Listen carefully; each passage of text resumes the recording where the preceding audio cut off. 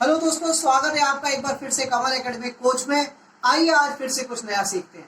Hello students, आज हम English literature में नया चैप्टर स्टार्ट करने जा रहे हैं, the blind man and the elephant.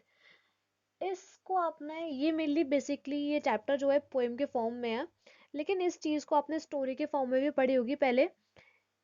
ये पोएम जो है वो एक्चुअली जैसे कि यहाँ पे लिखा हुआ है, this poem is actually a parable. Parable मतलब parable simple story use to illustrate a moral और स्पिरिचुअल लेसन। एक मिली सिंपल स्टोरी है जो कि इलस्ट्रेट करते एग्जाम्पल देती है, एक मोरल और स्पिरिचुअल लेसन का एग्जाम्पल देती है। ये पोइम लिखी गई है जॉन गॉडफ्री सेक्स ने। तो स्टार्ट करते हैं इस पोइम को। It was 6 men of Hindustan to learning much inclined who went to see the elephant. मतलब हिंदुस्तान यहाँ पे हिंदुस्तान के लिए यूज किया गया है। 6 men है हिंदुस्तान के जो कि बहुत कुछ सीखना चाहते हैं और एलिफेंट को देखने गए हैं जो कि सब ब्लाइंड है। That each by observation might satisfies mind. उसने अपने सबने हर अपने ऑब्जर्वेशंस को देख के उन्हें अपना माइंड जो है सेटिस्फाई किया है।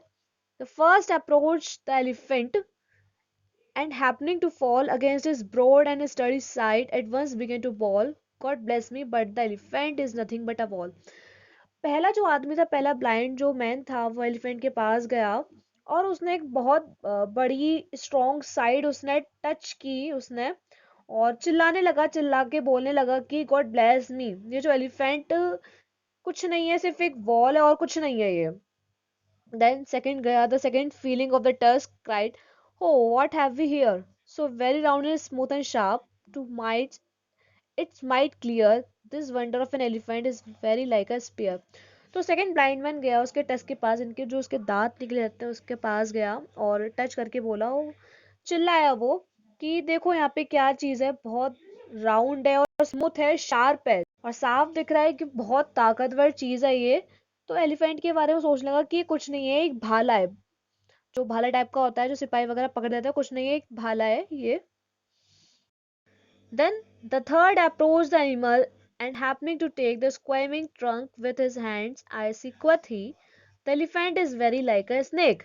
तो तीसरा ब्लाइंड मैन गया एनिमल के पास, एलिफेंट के पास, और उसने टच किया एक स्क्विरिंग ट्रंक को, जो उसकी सूंड थी उसको टच किया अपने हाथों से, जो कि ट्विस्ट थी, घूमी हुई थी बिल्कुल, वो टंग जो थी उसकी, और बोला जो एलिफेंट है बिल्कुल स्नेक की तरीके से है। Then the fourth reached out of his eager hand and felt about the knee. What must most his wondrous beast is like, his mighty plan, quoth he. 'Tis clear enough the elephant is very like a tree. तो fourth जो blind man था वो उसके बहुत बड़े जो hand था, strong hand था, उसके पास गया और उसने नीज वगैरह सबको टच किया और बोला ये जो एनिमल है ये एक बहुत वंडरस बीस्ट है। मतलब एनिमल जो है जिसके स्पेशली और डेंजरस 4 फुटेड एनिमल्स जो होते हैं उसके लिए यूज किया गया है यहाँ पे, तो शक्तिशाली मैदान है यहाँ पे, उसने ये बोला। तो जो क्लियर जो एलिफेंट है वो एक बहुत बड़ा ट्रीकी जैसा दिखता है। देन फिफ्थ गया, the fifth who chance to touch the ear. Fifth गया, उसको ईयर टच करने का चांस मिला। सैड द ब्लाइंडेस्ट मैन, उस ब्लाइंड मैन ने बोला, can tell what this resembles most, then is the fact who can this marvel of an elephant is very like a fan.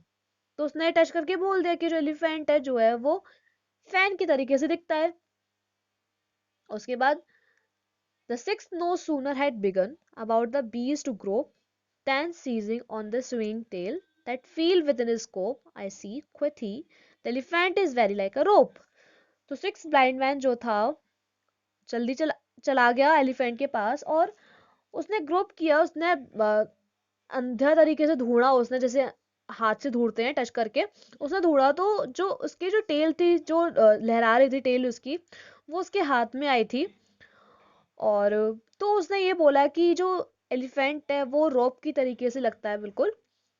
Then and so these men of Hindustan disputed loud and long. तो ये जो man थे सारे हिंदुस्तान के जो सारे man थे, ये सब विवाद बहस वगैरह करने लगे, बहुत जोर जोर से चिल्लाने लगे, बोलने लगे। Each in his own opinion, अपने अपने ओपिनियन बताने लगे सब लोग। एक्सीडिंग स्टिफ एंड स्ट्रॉन्ग, कठोर और मजबूत से अधिक। तो each was partly in the right, लेकिन जो लोग बता रहे थे, जो लोग ओपिनियन बोलते जा रहे थे, वो अपने ओपिनियन में करेक्ट थे बिल्कुल। And all were in the wrong, और रॉन्ग भी थे। करेक्ट इसलिए थे क्योंकि वो ब्लाइंड थे, उन्हें जिस तरीके का फील और जिस तरीके का उन्हें टच किया उन्हें उस टाइप का बता दिया, लेकिन सब वो रॉन्ग भी थे। देन सो ऑफ्ट इन थियोलॉजिकल वार्स, तो वार्स वगैरह जो हुई थी यहाँ पे थियोलॉजी के यानी कि यहाँ पे आ गया relating to the study of nature of God. The disputants I ween, मतलब जो डिस्प्यूट्स हो रहे थे वो सोचने लगा और सपोज करने लगा इस चीज को। ट्रीड ऑन इन अटर इग्नोरेंस, तो उनने इस चीज को कंप्लीटली इग्नोर किया और वॉट ईच अदर मीन कि एक दूसरे का क्या मतलब था यहाँ पे।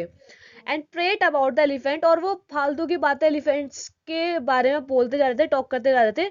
Not one of them has seen, और फिर भी मतलब जो एलिफेंट था वो किसी ने देखा नहीं था, और उसके बारे में ऐसे ही बोल रहे थे वो कि एलिफेंट ऐसा था, वो इस टाइप का था, ये इस टाइप का था, ऐसे था ये। तो ये पोएम थी जो मेनली जॉन गॉडफ्रे ने लिखी हुई गई थी। इस पोएम का दोबारा अच्छे से रीड कीजिए एक बार और अच्छे से समझ में आएगी।